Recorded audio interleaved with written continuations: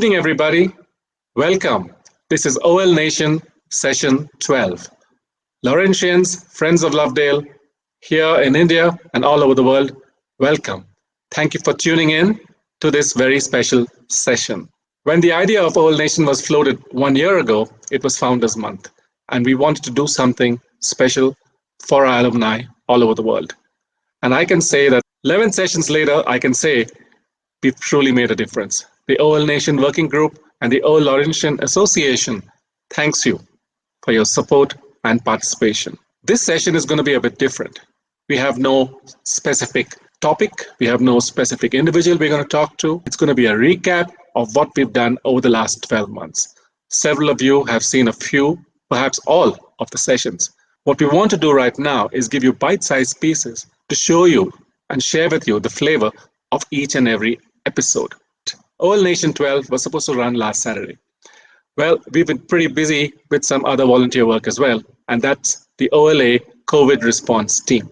I'd like to share with you something about the OLA Covid Response Team.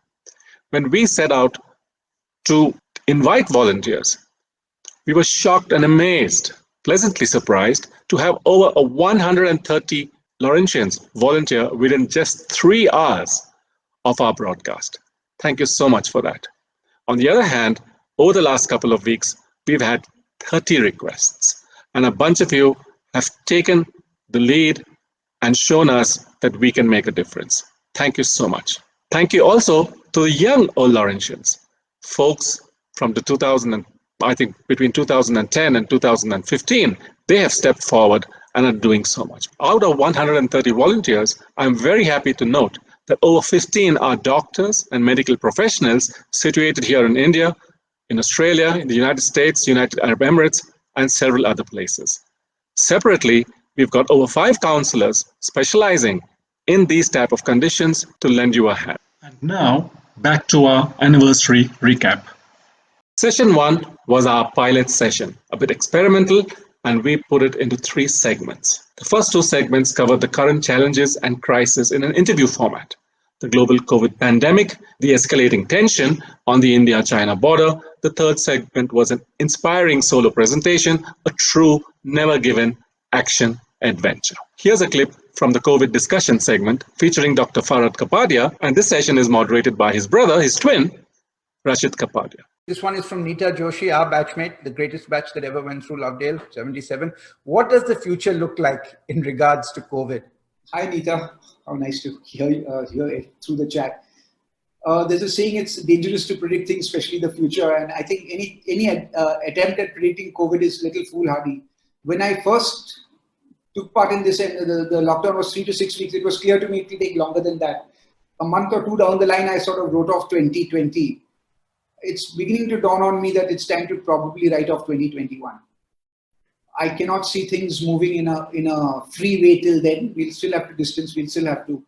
But reality changes very fast. So I think it's good to just look a month or 2 ahead.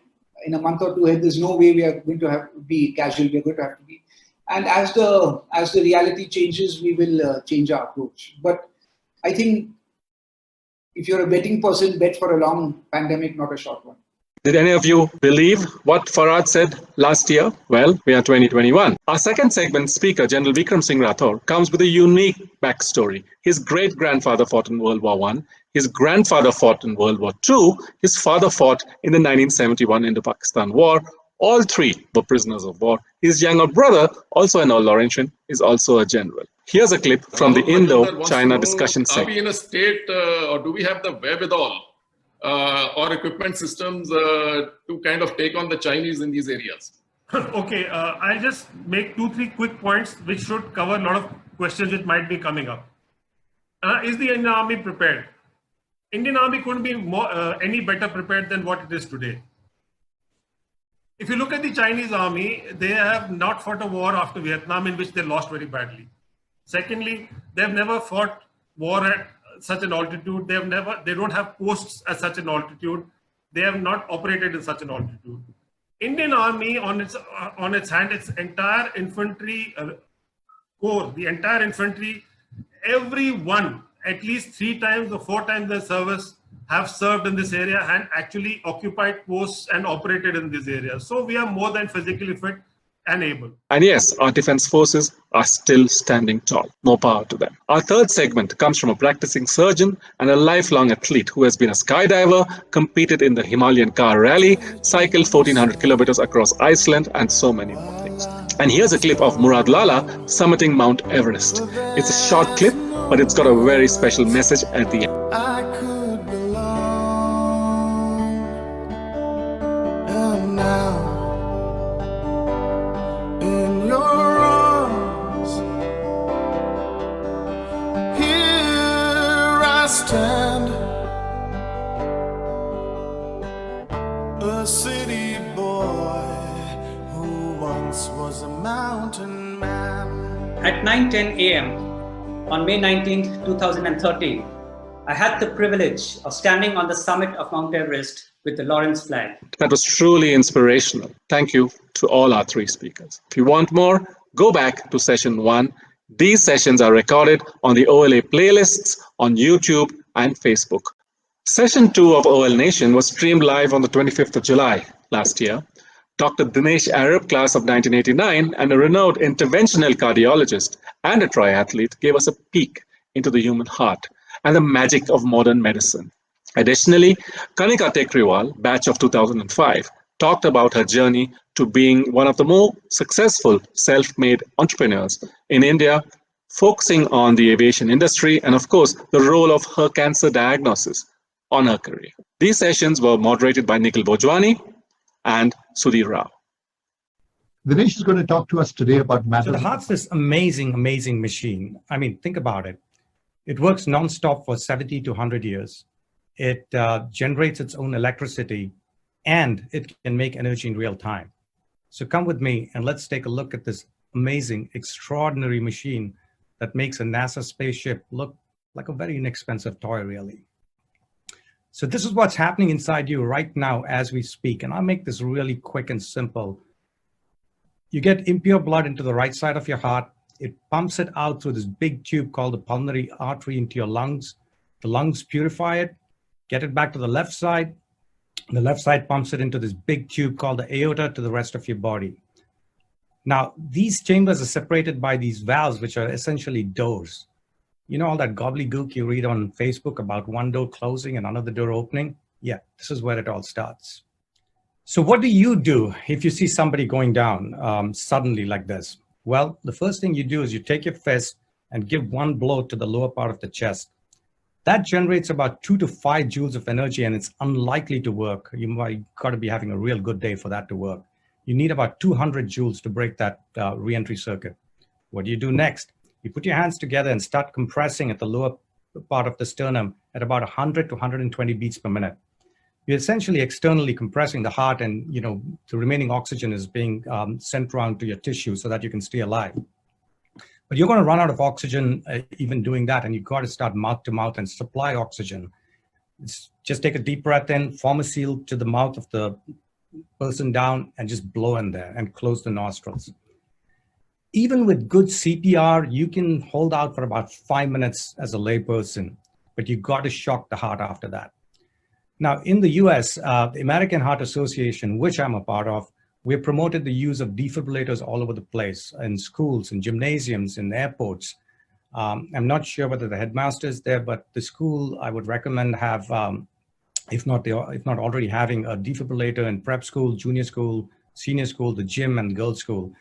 Because this stuff can happen to kids with when they get electrocuted or suffocated or on the sports field or in a swimming accident.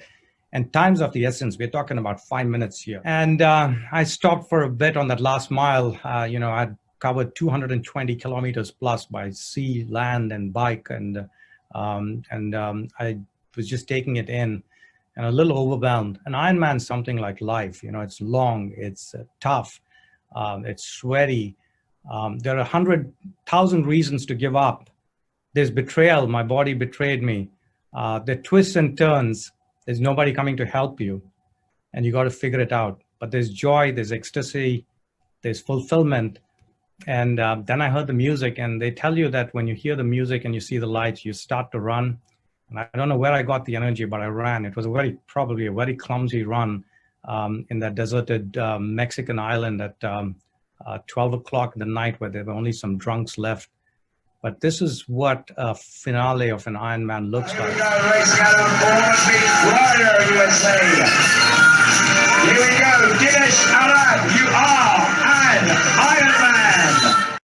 And her goal in life is to essentially redefine what flying private means.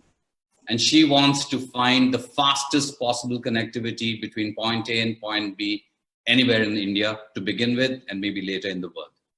And I came back and I was diagnosed with cancer, which I think got me back to reality and made me realize what I really have to do. And it was post-cancer when, everyone said, no one's going to give you a job, you can't do this, you can't do that, etc., etc. Then I said, okay, I've got to figure this out on my own. To be honest, I think when I started off with the idea of Jet Set Go, I simply wanted to be the make my trip of private jets. And we said, okay, you know what, there are about 200 plus private jet owners in this country.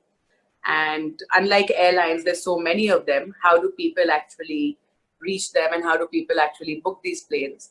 And in my head, I thought that, booking is the biggest problem and I've got to solve that. So I went around making a platform, not knowing the T of technology. This was in 2011, 2012, where mobile apps also weren't so common. And I said, so everyone's going to come and list their planes here, and everyone who wants to book a plane will come and book it here, and I'm going to be like the next Facebook of the world, and it's going to be so easy. And I think that was the first mistake. So the bubble burst on the day our first flight happened, where the flight didn't happen. So we got a booking, and the plane never turned up, and the customer hates me till now. And of course, I think he has a fatwa against my name or something. But that made us realize that booking is not the problem that needs to be solved. What needs to be solved in a country like India is service delivery, service commitment, quality, and finally the delivery. The first segment of session 3 features Nikhil Dey, who has unimaginable devotion to duty, discipline, and never-given determination. Along with a few colleagues, he gave India the right to information after 15 years of relentless campaigning. In this clip, Nikhil gives us both the essence of RTI and a little bit about his journey from Lovedale to Rajasthan. Actually, my life ever since I left Lawrence has been, it's taken a very different direction, and certainly from the time I've started working, it has been focusing on the issues of the poor. The slideshow begins actually with taking me right back to this, what Anuli talked about. Moving from Sumeru House is the village hut where I have moved in a village called Devdungri, tiny little village with 40 homes. Moved in 1987 along with 2 colleagues of mine who you see on my right and left. When RTI was started, it was basically 4 words. Hamara paisa, hamara hisab. We are asking, it's our money and it's our accounts. So people working on public works were not getting even that 11 rupee minimum wage. And they said, why are we not getting it? And the answer came, well, it's in the records. They said, can we see those records so that we can get our wage, minimum wage? And they said, no, these are secret under the Official Secrets Act because they are bills and vouchers. So we live under that colonial hangover where we cannot see what is actually ours. And Sushila, in a 1996, after a 40-day dharna, where we sit in a town called Byawar, came to Delhi. And in Delhi, the former Prime Minister, VP Singh, and there were many judges present in the room after that dharna, and they asked her, what do you, a village woman, how much have you studied? She said, only till 4th class. So what do you have to do with something like RTI? And she said, what you see on the screen, when I send my son to the market with 10 rupees, I ask him for accounts. Ki aapne chai ki patti ya namak ya jo bhi liya, wapas kya hisab hai? The government spends billions of rupees in my name. It's our money, it's our accounts. Hamara paisa, hamara hisab. So in 4 words, it's a big challenge for me to speak in 15 minutes, but in 4 words, she defined the essence of the RTI. Our second segment of Session 3 features Sas Agarwal, a multi-talented Laurentian who's been a gifted science student, mathematics teacher, HR manager, successful artist, journalist, author, and speaker. Sas's theme, Life, a tapestry that unfolds as you weave, is a never-given story with an unusual approach. Adversity consistently made her more creative. This session could possibly be subtitled Adversity Through Creativity. Here is a clip of Sas sharing with us her approach. You keep talking about creativity that arose from diversity. Adversity. So that, these are difficult times. These are times when people are losing jobs, people aren't talking about it, people are sitting at home. What made you start first working from home, and do you have anything that people can learn from what you've gone through? When I first started writing for a living, I was a single parent with a young child, 3 years old. And I wanted to be independent, and I couldn't go to work because I didn't want to leave her on her own or kind of outsource the childcare. And my education was in mathematics, so giving maths tuitions was something I did. It was okay, I used to do that. But that's when I started writing again. And I think when you say what one can learn, I think the thing is just keep trying and keep working. I can't think of anything else, because that's what I did. I was just totally focused on how do I improve my situation? How do I keep, come out of this? And I think in a way, when I look at the Sindhis I've interviewed, I think that's what drove them as well. It was just, okay, I want to get back on my feet, and what do I do next? Session 4 was quite different. One was the elephant in the room, palliative care, stuff we don't like to talk about. And to present this to us was Smriti Rana with Dr. Jeremy Johnson. They engaged in a most unique conversation. Someday we will all die. True, but on all the other days, we will not. Palliative care really looks to alleviate all serious health-related suffering. So serious health-related suffering. So if somebody is ill in the family, we recognize that that illness does not just impact the patient, but the family as a whole, and has adverse effects on several domains, whether it's the physical health of the person, the social health of the family, the financial health of the family, and emotional and psychological, of course. And what we attempt to do through palliative care is to pay attention to all these different domains. And we believe in something called total pain, which means that pain experienced by a person, any kind of physical distress experienced by a person, is certainly influenced by the circumstances within which that person exists. And we also recognize spiritual suffering as part of the illness, as part of the constellation of distress that a person experiences. And another very important part of palliative care is the idea of shared decision making. We're strong advocates for the fact that the patient and the family, as a total unit of care, have a say in what they think will contribute to the quality of their lives, rather than just go along with what will prolong their lives, irrespective of the cost. Well, I think that's wonderful, because you've kind of knocked two great misconceptions of what people in palliative care do, and that is it's only end of life. That is terribly upsetting, boring, and depressing. And of course it's not. It's very rewarding, I'll say that right at the start. But it's also not just cancer. It may have started with cancer, certainly the modern movement in palliative care. Lovely one. Palliative care is for everybody. And when I say it's for everybody, it's not just in terms of receiving it. It's in terms of getting involved. You don't have to be a healthcare provider to plug into the palliative care movement. You don't have to be specially trained. As long as you have a core of humanity, there is a place for you. And now we have the one and only High Money, a fantastic photographer. The session is moderated by Abhilash Mandapa, also a photographer, 50 years her junior.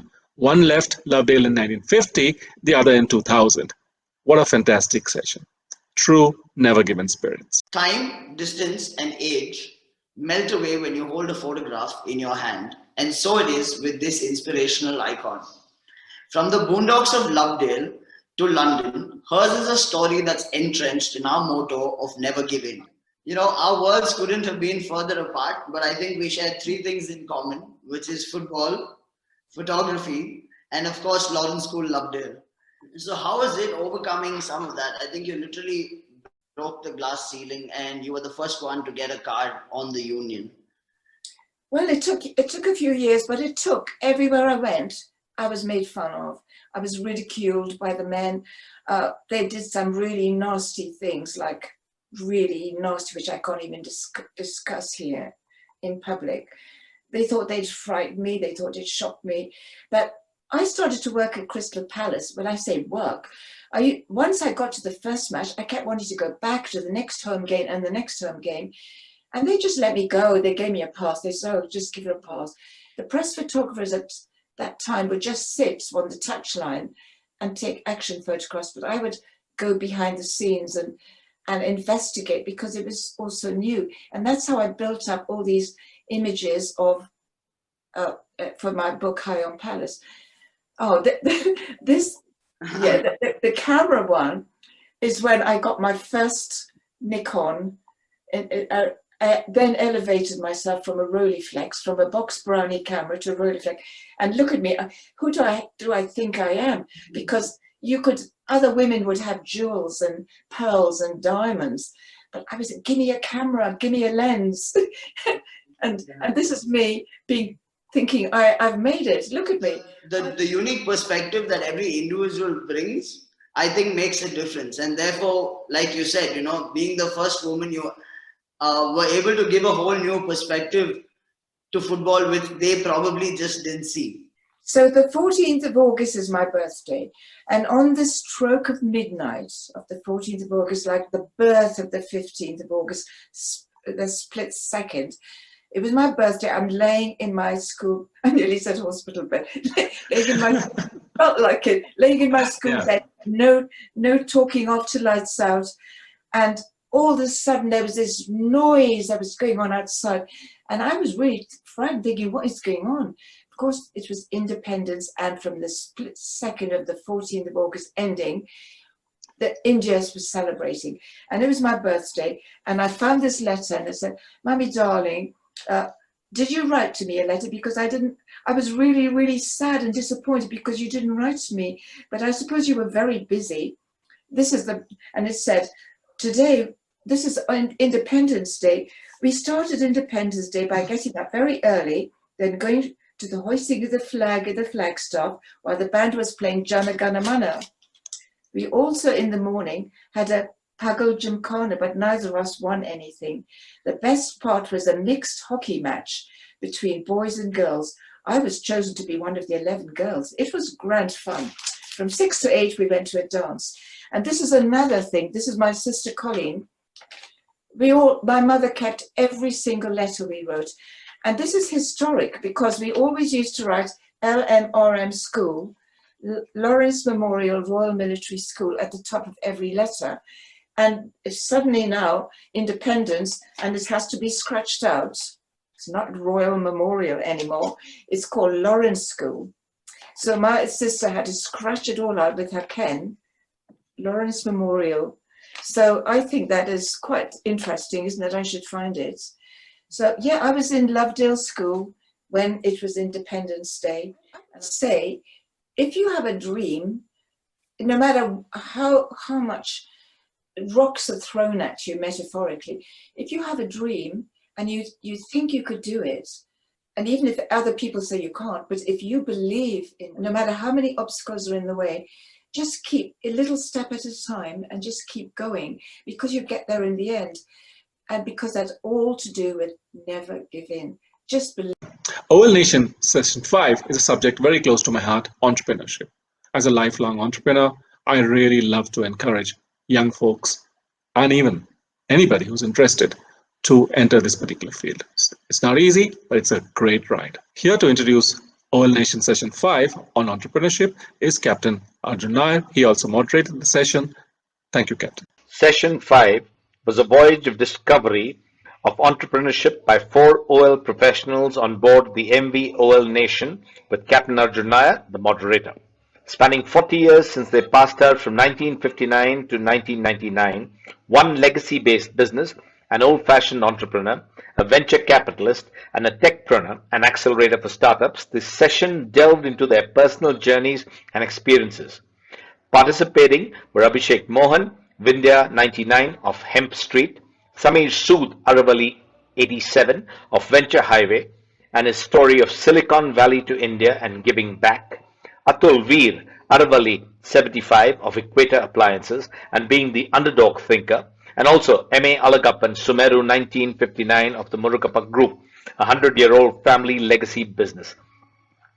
Discussing how boarding schools and specifically Lovedale played an important part in their developments, the battle jacket mentality, whether academic knowledge played a part in successful entrepreneurship, about mentorship, betrayals, and the struggle to survive and to succeed, family businesses, and many more subjects. The session reinforced that all Laurentians wished to contribute their experience and give back to their alma mater and thereby encourage and mentor budding entrepreneurs. Here are some snippets. Once it kind of became a big company project, I got bored. And that's kind of been most of my life. The moment things, I don't like working for extremely large companies unless, I mean, now if I'm building a company myself, and then I wouldn't mind working for a large company, but working in a company that's layered where, you know, there's a massive reporting structure, that's not something that interests me. And going overseas.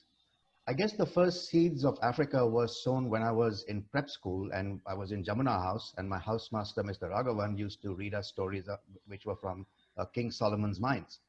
And that used to be the nightly bedtime stories for all of us, and students from other dorms used to come to listen to him. And so those were actually the first seeds of adventure, how I got interested in Africa. And I was always in search for King Solomon's Mines. Starting with Google, my boss told me the first day I joined, he said, Sameer, do not get used to the food at Google, because if you do, you'll never leave the company. So I'm going to ask you a quick question, each one. Who goes first? Algie? Yeah. Is everyone cut out for entrepreneurship? Yes or no? No. Okay. Is it genetic? Something which is dormant for several generations and suddenly it pops up? Not necessarily. Can you be trained to be a successful entrepreneur? No. Most of the big companies that you see today have come out of crisis, right? I mean, every time everything is every time the world is turned on its head, it allows you an even playing field, whether it's the World War, whether it's the war in the Pacific. You've seen a lot of businesses and new concepts, and you know, the companies that we know today, like Google and the like, have come out after crisis, whether it's financial, whether it's any other. And today, when I sit across an entrepreneur in India and write a check to them to fund them, I have a much better idea of doing business in India and how it works on the ground, not at a 100 feet above where you're sitting in a Google and you don't really necessarily touch the ground. Okay, I was given the opportunity to start the financial services company for our group. My initial capital was 5 lakhs of rupees. That's what I was given. And then we did a rights issue with another 5 lakhs, is 10 lakhs. And then went on IPO for 25 lakhs. And then grew it from there. Just to go back to the Britannia story, it is historically in the US at least, only 1/3 of businesses actually are passed on to the next generation. 2/3 of them don't, they close down. So Sameer, you could probably know this information, and Mr. Alagappan as well. So I'm not sure that historically that's, first of all, 90% of entrepreneurs who become entrepreneurs go out of business in the first 3 years. Those that continue, only 1/3 have a legacy and go on to the next generation. I'll start with the hard times. We tried to raise our first fund to help tech entrepreneurs coming out of India. Nobody would give us money. Not a person. One person made a commitment and then he ran away. He never replied to us. He's like, here, I'll give you $1 million. And then he never replied after that. It was really weird. I'm going to quote, how can a person who knows the soul is indestructible, eternal, unborn, and immutable kill anyone or cause anyone to kill? You quote from the Bhagavad Gita, You quote from Buddha, from Ulysses, from Sun Tzu, and even our good old Thiruvallur's Thirukkurals. After the Mancini experience and subsequent betrayal of trust, did you get spiritual and accept karma? Actually, you know what I am today, a large part of this is boarding school in Lawrence.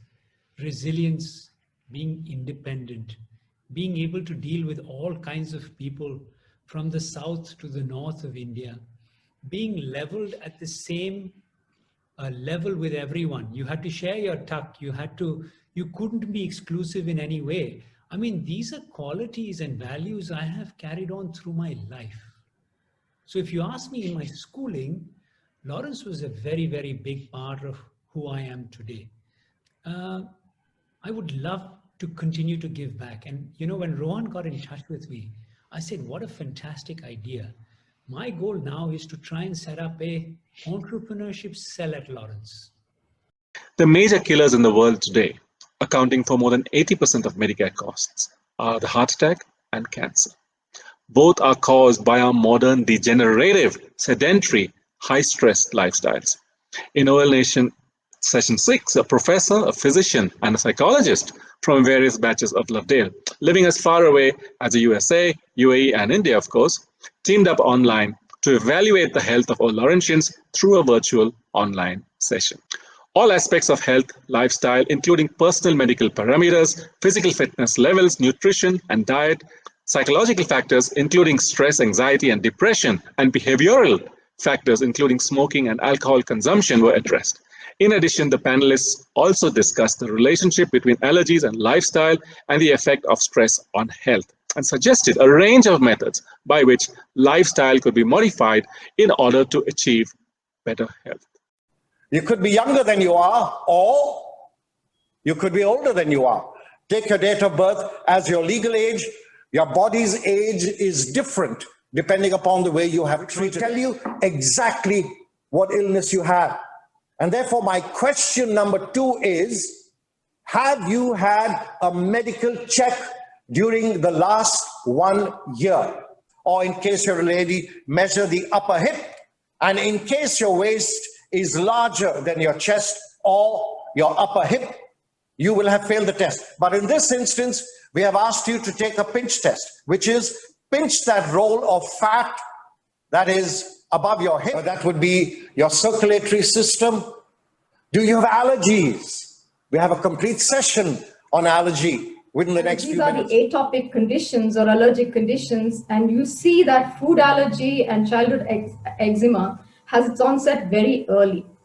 The good news is most of these resolve by the time the child is 2 or certainly by 5 years of age. Asthma seems to be a lot more persistent. And you have the allergic rhinitis and now a lot of food allergies and also the eosinophilic or the GI related food allergies.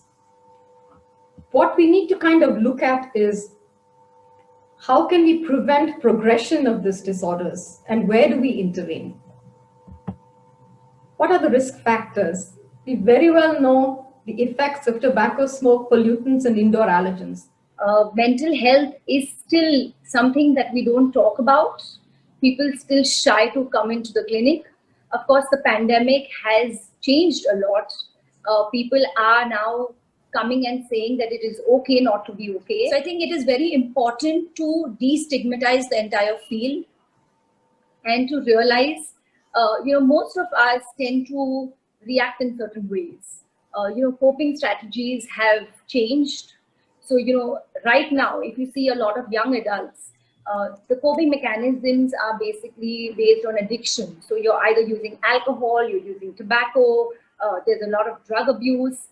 And this is a form of numbing your thoughts, of numbing the pain. So like I said, I think we need to move away from the perfectionist society that we are in. We need to realize that it is okay to make mistakes.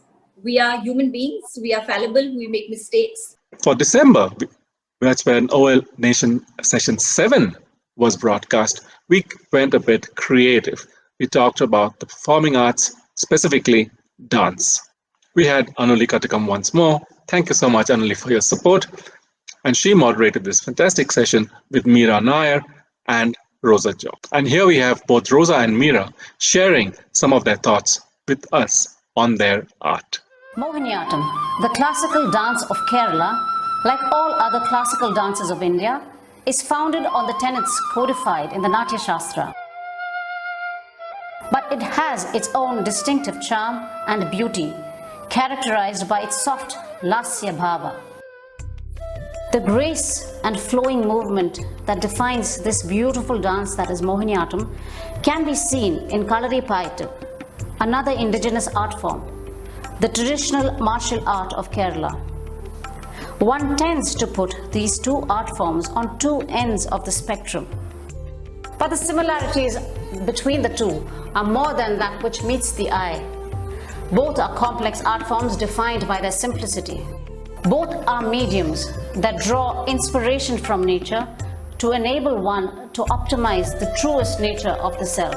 But for all its lofty ideals, art is a lot of fun. It's great to see kids go from this to this.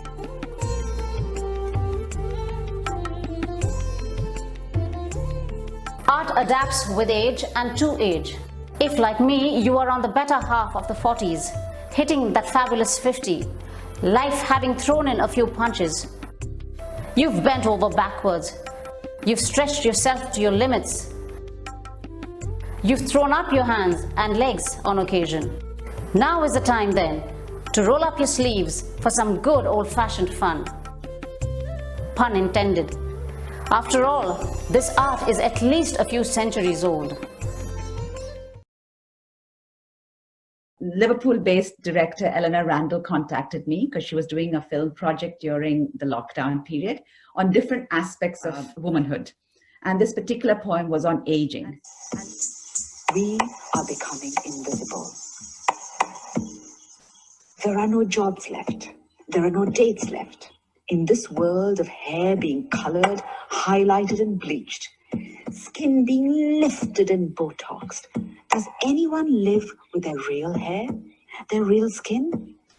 Are we forever going to be behind filters of Instagram, smiling and real as a Barbie doll? So if we just take a look at that little segment, what I'm trying to show there and what the director and the poet are all trying to explore through their different specific mediums is this whole idea of clinging to youth. No one tells us about the menopause till it hits us like a big truck, knocking the very wind out of us. There is a silence around it, a complicity that keeps us unaware till it comes. And come, it certainly will. The brain fog, the low mood, the libido dropping. These are as real as the ground we stand upon.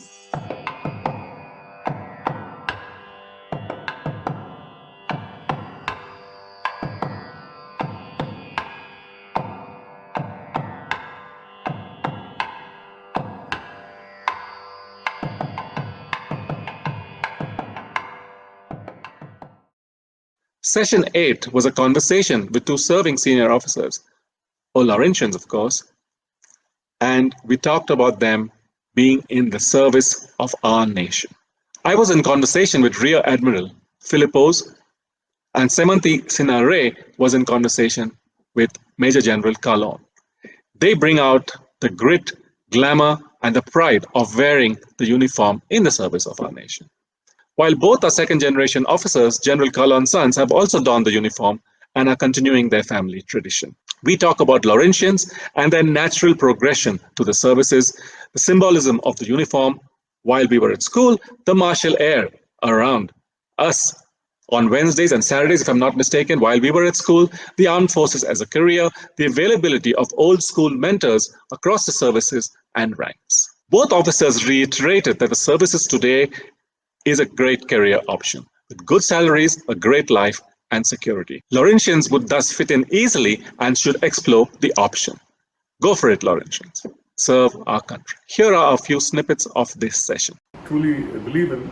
I think he taught us to stand tall, to walk tall, walk proud, and I said that like whether it was leading a guard or I guess walking into a boardroom, the confidence and the kind of chest out and shoulders squared kind of an approach which every Laurentian has, is thanks to this military training and the way we carried out. The good which came out of this adversity was it built up a really strong sense of doing the right thing at all times and always standing up for what is right and never letting any unfair thing happen. And so much so that a stronger person hurting a weaker person, or a person in a position of power messing around with a junior guy, and that has been my kind of principle since that time. I would think that Never Given is the best motto in the whole world, and it's something which comes to each Laurentian's mind when you're facing a tough situation, and that's been the case with me as well. And I know when I exchange notes with my classmates in various walks of life, I feel that this never say die attitude, as well as the sense of doing the right thing, which is kind of ingrained in your DNA as a Laurentian. We have a mix of 60% of permanent commission officers and 40% of short service commission officers. So the short service commission is a fantastic option for someone who's not too sure of what he wants in life.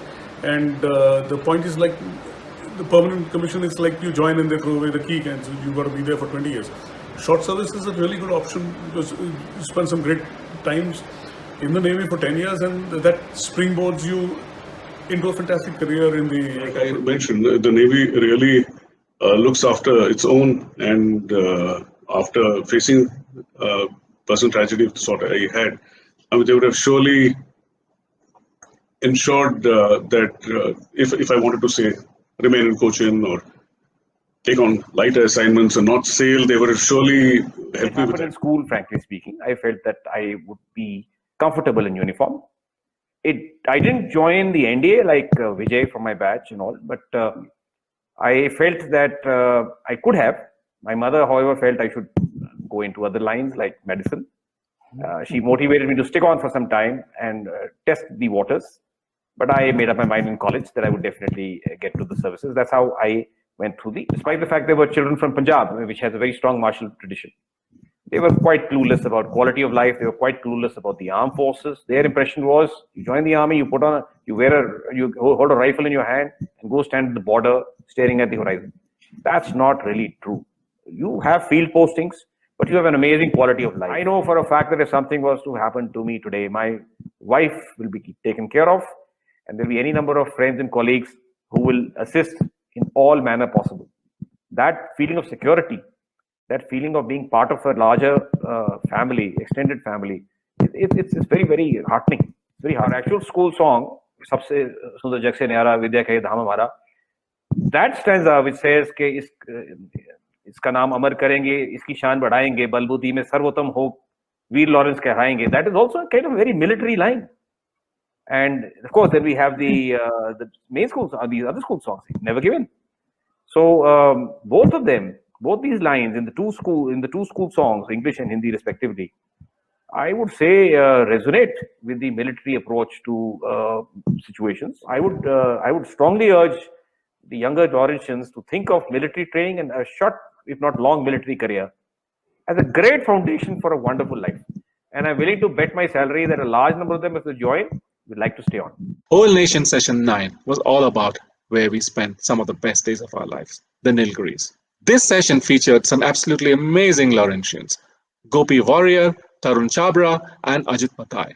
They are so passionate about their hobby, business, you can call it what you may. Tarun's a dentist, but I think his heart is in the Nilgiris.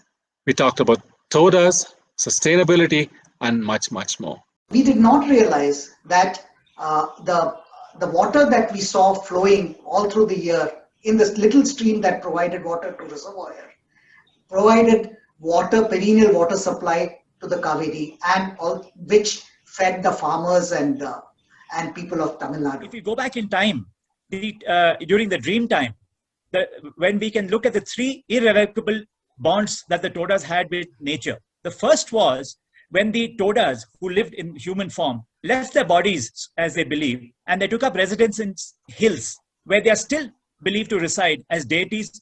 And one of the first things I realized in the early days was, if you ask an Toda elder, which is the abode of the god Conte, he will not point out because it's sacrilegious to do so. So they would often point at the peak on the right of it and say the peak to the left of that. And then I realized you should not, again, for their architecture, their conical temples and their barrel vaulted temples, not a single nail is used. Specific species of bamboos, thatch, etc. So they knew that this avul or Erythroisis langacharai has specific properties that they can use it for a thatch grass. The bamboo that they call tef has remarkable tensile strength, so they can bend it when it's green to give it the barrel vaulted shape, etc. So they have a phenomenal traditional ecological project on to study the Toda buffalo and propagate it, and all our buffaloes which we have bought in this pools are being looked after by the Toda people themselves. So we are already started this process of getting them back to pasture. What is the tree mortgage program?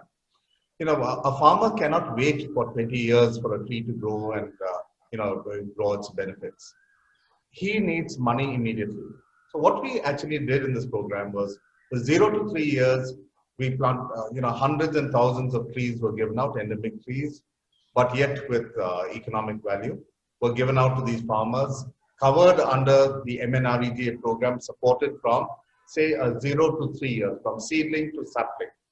When there's no earnings from the tree at that point of time. Pardon? When there's no earnings from the tree at that point of time. There's still no earnings, but once it becomes 3 years, once it becomes a sapling, it becomes an asset. And that's where we have used technology. We've geotagged these trees.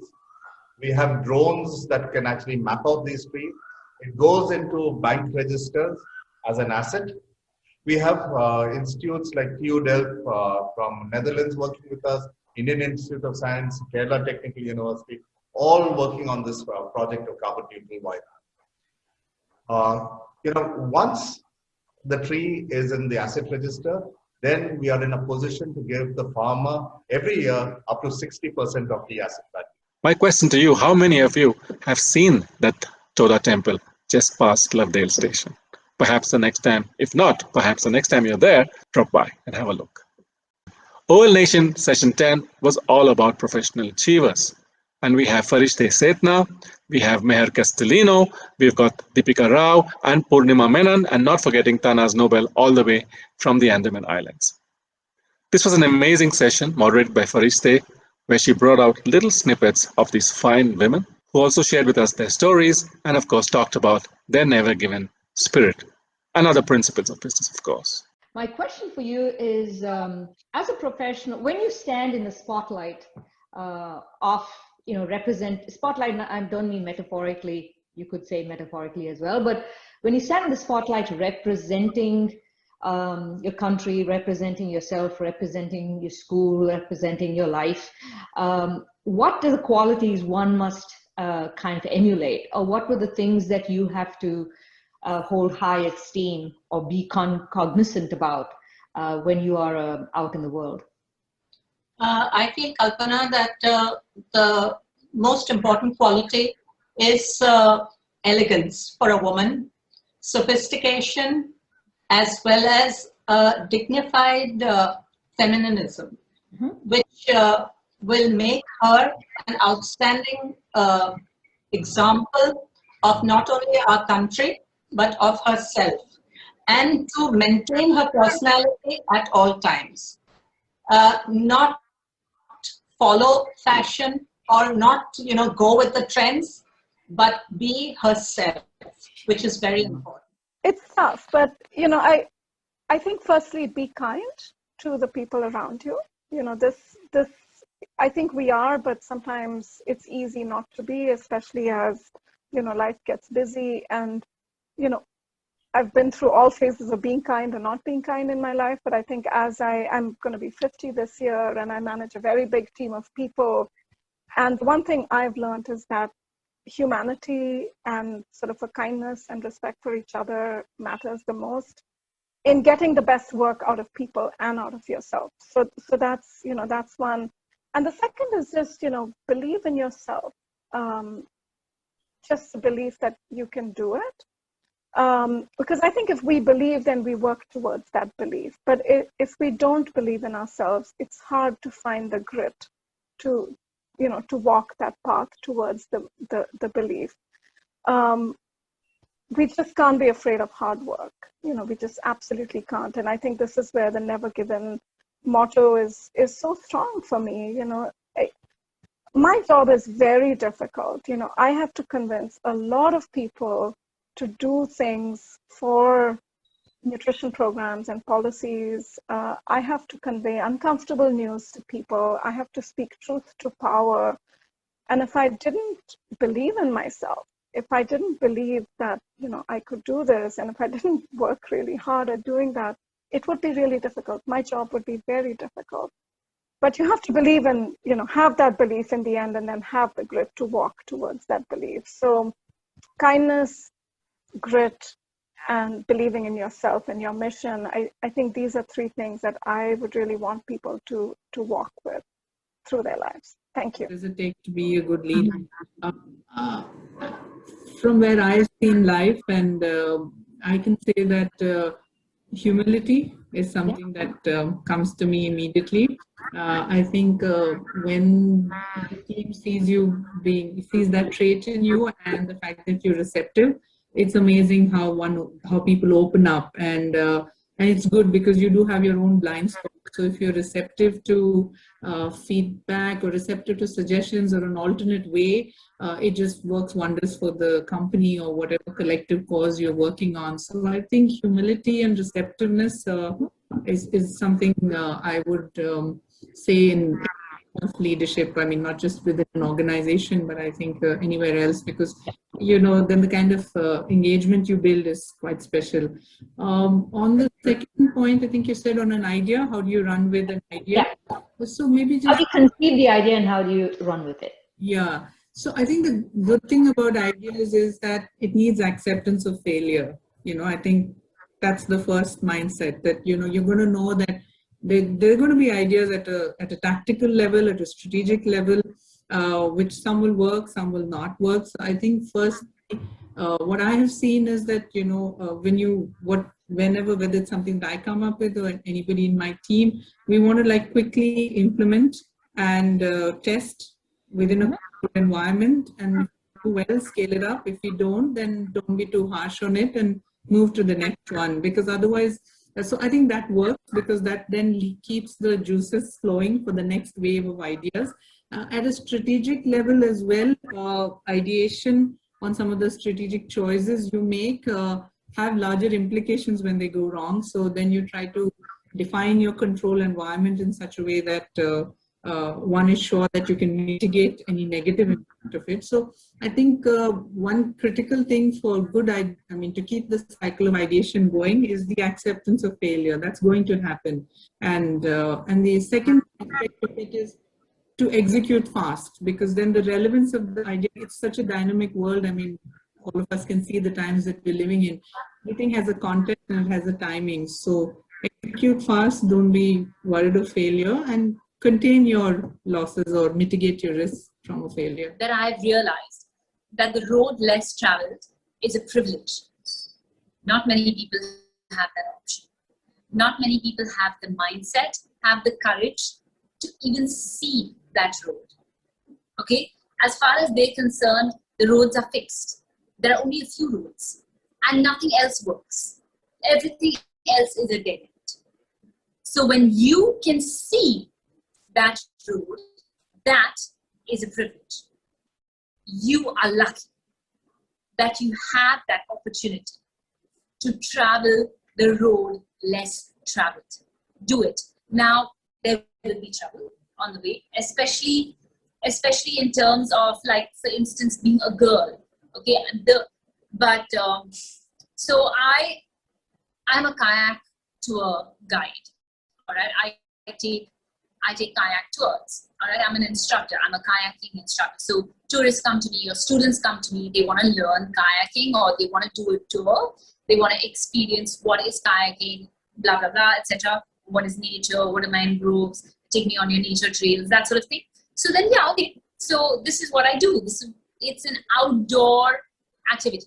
It's an adventure sport. Kayaking is an adventure sport. To be a kayak instructor in a place as backward as the Andamans is considered a man's job. All right, it's not it's not something a woman does. I've actually had comments from people I've been made to meet, and the person actually turns around and says, "Oh, I think women who work in the sun are ugly." Just like, I'm so glad you think so, because that just makes things very clear for me. I ain't coming anywhere near you. Only if you are true to yourself can you allow your business to be what you want it to be. It's been fantastic being part of Lovedale, because frankly, Lovedale instilled in us that there was no gender. I have to make that point, and I would be very keen to know if all of our co-panelists would in any way, shape or form agree or disagree with that view. I do believe that we viewed ourselves as human beings first, and gender was never a criterion. I have to say that it never ever came in the way for any of us, at least certainly not for myself, and certainly not in the way of any of us at the places at which I work, at the places at which I have had occasion to pursue further academia and such other pursuits as one ordinarily would in life. I have to say, therefore, that while today's program is devoted to women achievers, I would want to just classify everyone who's been on this program as an achiever, and that is who we are. That is who we stand for. We're people who have effectively walked the talk, and I'm quite sure that for everyone who's out there in Lovedale today and will continue to come to Lovedale, you should know that what Lovedale taught us was that we're human beings first, and there is really no gender. Gender is not something that we in Lovedale know, and we should certainly continue to hold that out to the world at large so that we make the world a better place for everybody. We have 10 comprising horse owners, trainers, breeders, medical professionals, industrial professionals, and of course, horse lovers. They get together and they have spoken about horse racing in our country. They spoke about breeding racehorses, selecting and nurturing the right foals. They spoke about training, about medical issues related to their horses, about the joy of winning, about the despair of losing. They spoke about friendship, fraternity, sporting rivalry, and most of all, they spoke about never giving up. When they are then sold to owners who give them to professional licensed trainers to channel their energies and hone their ability and perform, preferably at the highest level. And then the circle of life is complete when the mares retire back to stud to breed. It's a selective process of breeding that we are trying to create a superior athlete. So we try and breed the best, do the best, and then as the saying goes, hope for the best.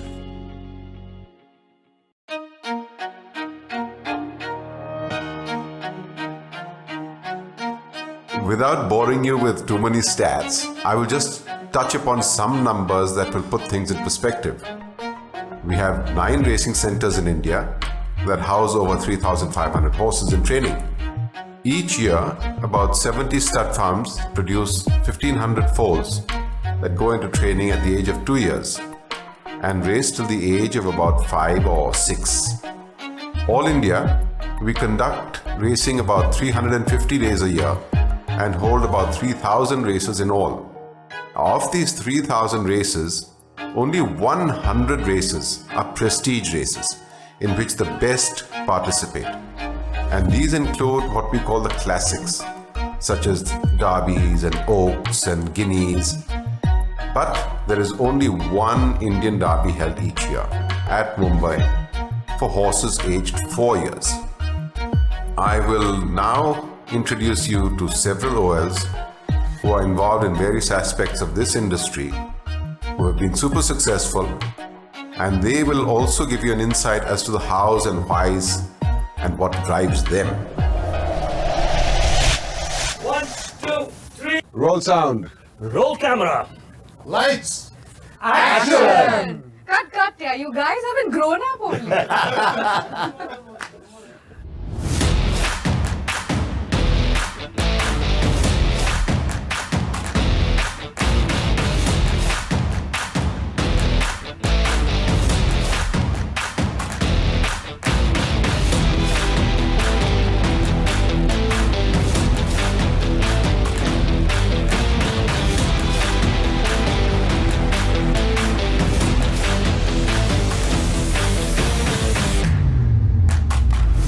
Pratham Basappa, Vindhya 1977.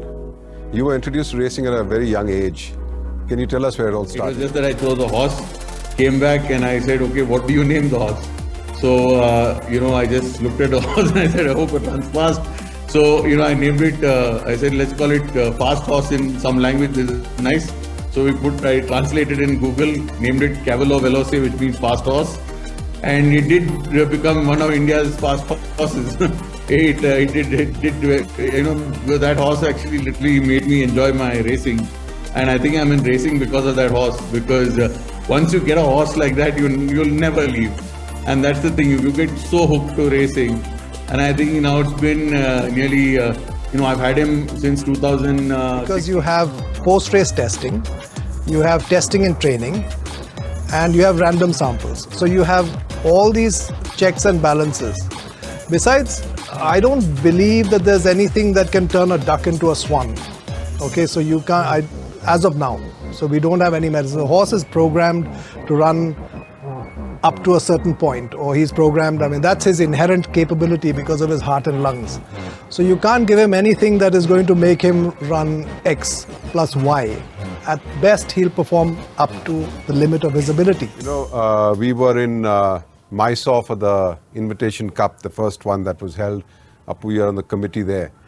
And it was just so amazing that we found about 20 Laurentians at a party in a matter of 2 minutes, and so we have a wonderful photograph of everybody there.